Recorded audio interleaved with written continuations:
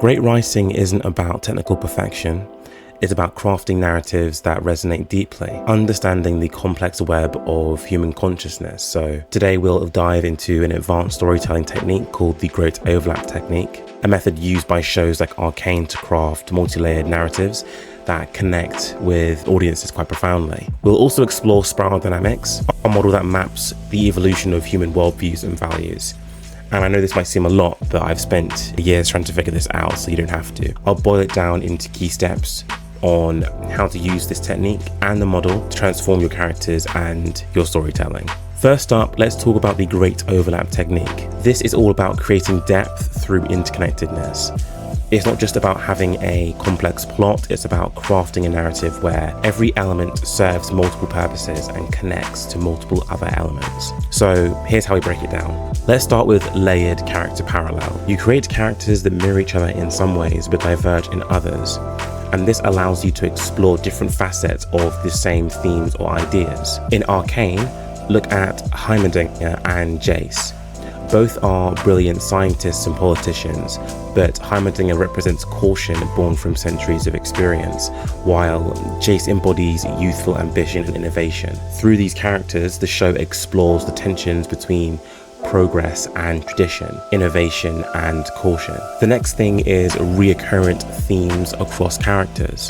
You take your core themes and explore them through multiple character arcs. This adds depth and nuance to your exploration of these ideas. Arcane does this beautifully with the theme of isolation. You've got Jinx, abandoned and struggling with mental health, Victor, isolated by his illness and ambition, and Jace, who becomes isolated by his rise to power. Each character's experience adds another layer to our understanding of isolation and its effects. The next is mirrored scenes and conflicts. This is about creating echoes throughout your narrative. You set up similar scenes or conflicts in different contexts, inviting the audience to draw comparisons and see how the context changes the outcome. Think about the bridge scenes in Arcane. They serve as pivotal moments for different characters. A place of confrontation for Vi and Jinx. A place of decision for Jace and Victor. These parallel moments invite us to compare and contrast, deepening our understanding of the characters and themes. Systemic symbolism. This is about creating a constant symbolic language throughout your story. Your symbols should work on multiple levels, reinforcing themes and character arcs. In Arcane, the visual design isn't just aesthetic, it's deeply symbolic.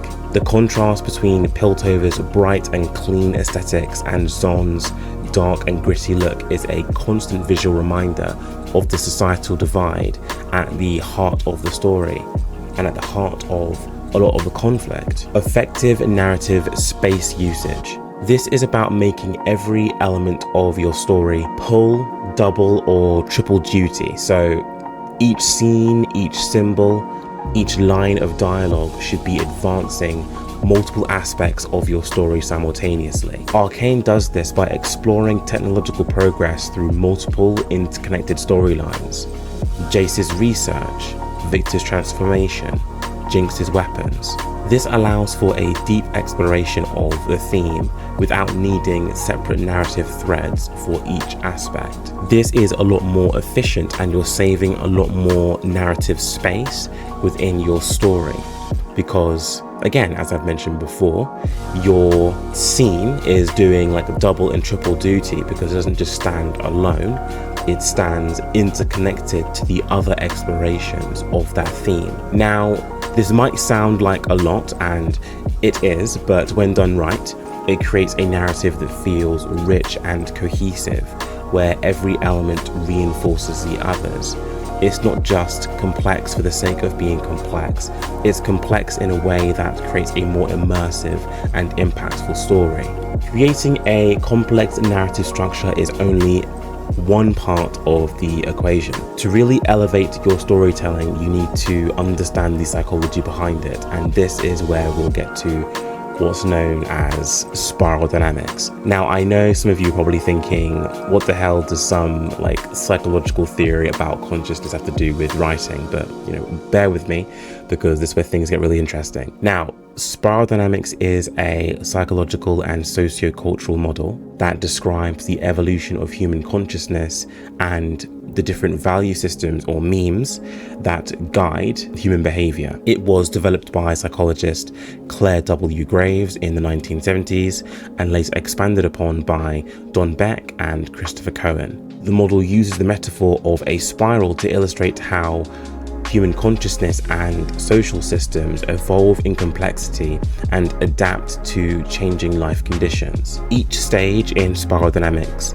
represents a different worldview, set of values, and ways of thinking. These stages are not fixed. Individuals, organizations, and societies can evolve through these stages depending on their life conditions, challenges, and needs. I'll be using the term V-meme, which is short for value meme, throughout the rest of this video. It just represents the specific set of beliefs, values, and ways of thinking that characterizes how individuals and groups understand the world and interact with it. By understanding these stages, you can create characters with authentic and layered motivations and craft themes that resonate on multiple levels of complexity. Here's a quick breakdown of the V-meme stages in spiral dynamics. We have beige, which is all about survival.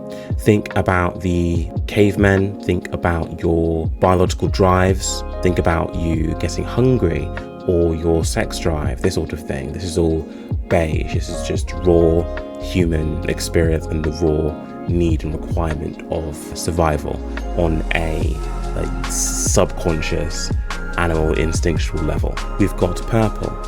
Think about tradition, superstition, and tribal mentality. We've got red, which is all about power, dominance, living in the moment. Blue, which is all about order, discipline, adherence to a higher authority or set of rules. Orange, which is focused on success, competing for the best, goal orientation, and strategic thinking. Green, which is focused on community, equality, and ecological awareness. And yellow, which is classified as being tier 2 because it's integrated with the other stages and is able to understand the other stages.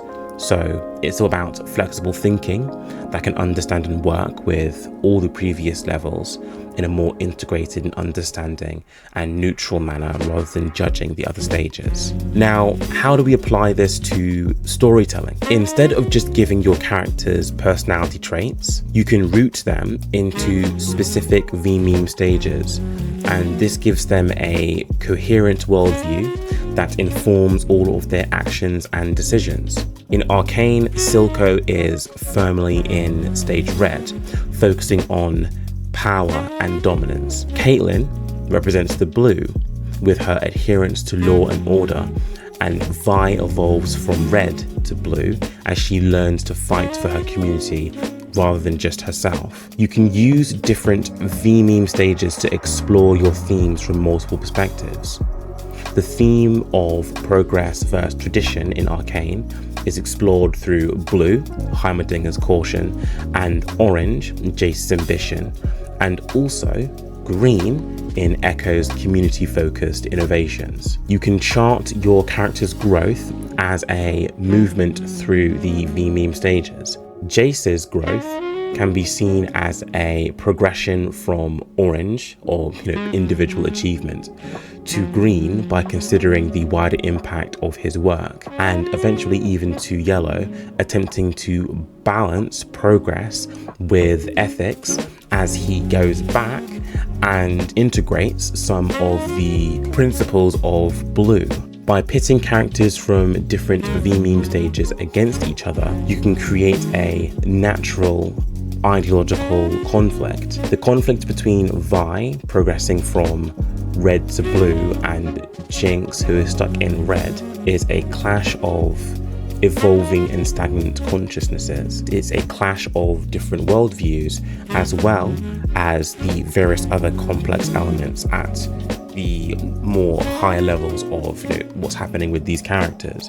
But at the base level, you can see that Vi has gone from focusing on herself to focusing on her principles, on focusing on her community, on focusing on Jinx. And Jinx is unable to get out of her own head, unable to see beyond her trauma, unable to see beyond her grief. By integrating spiral dynamics into your storytelling, you're not just creating complex narratives, you're crafting stories that resonate with the very evolution of human consciousness.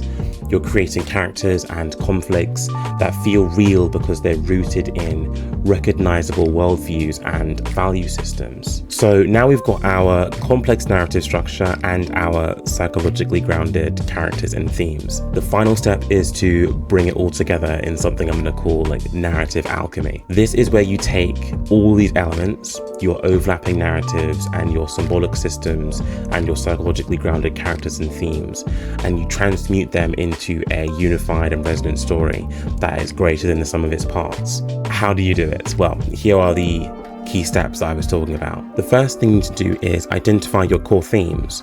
Start with 2 to 3 central themes you want to explore. These are the backbone of your narrative. For example, in Arcane, as I've mentioned before, you've got progress versus tradition, you've got the impact of technology on society, and you've got the nature of family. Create a character web, and this means developing characters that embody different aspects of your themes, ensuring they overlap in interesting ways. Use spiral dynamics to give each character a distinct worldview. For example, Jace and Victor embody the theme of progress from different perspectives. Orange, individual achievement for Jace. Blue, societal benefit for Victor. Design your symbolic system. Create a system of symbols, motifs, and visual cues that reinforce your themes across different characters and storylines. For example, in Arcane, those hextech crystals symbolize both progress and destruction, their meaning shifting depending on who's using them and how. Craft mirrored scenes.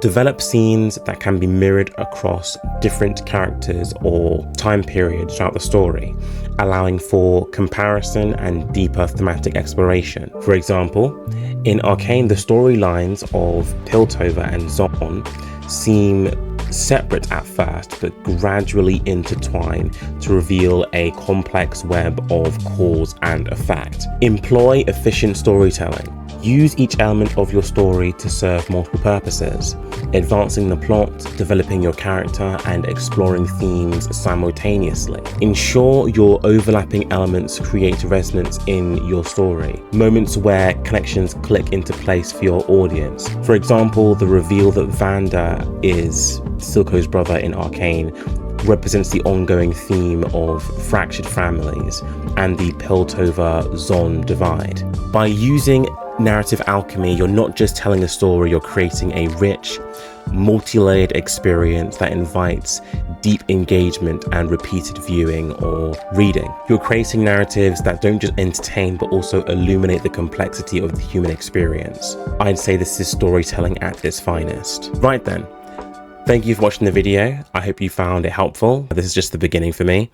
It's just my first video. If you're keen on dissecting pop culture and breaking down how stories shape our worldview, or you just fancy a bit of a deep dive into our media every now and then, you might want to stick around. We'll be getting into all of that in the future. You know how rapidly technology is advancing these days, so we'll be discussing that too. How AI and all these advancements are changing how writers are working and how you can get ahead if you want to implement some of these things into your own process. And yes, sometimes we'll be turning the lens on ourselves, just talking about life and being an artist. If any of this sounds interesting to you, hit that subscribe button. And until next time, keep your mind open and remember, every story you dive into is a chance to see the world a bit differently. Cheers.